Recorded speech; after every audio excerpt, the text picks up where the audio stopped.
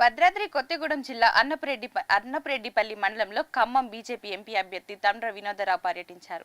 ఈ సందర్భంగా శివాలయంలో పూజలు నిర్వహించారు.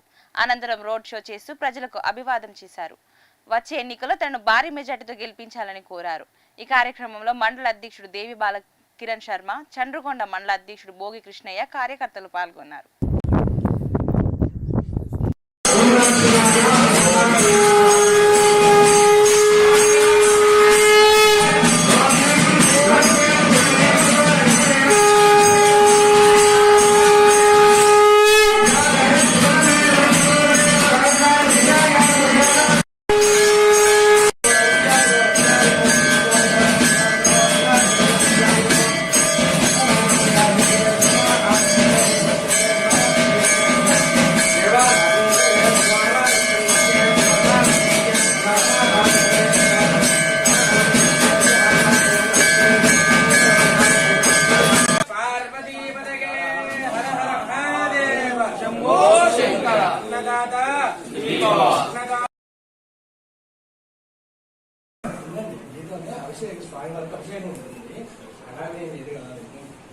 వాళ్ళు బ్రేక్ఫాస్ట్ చేస్తారు.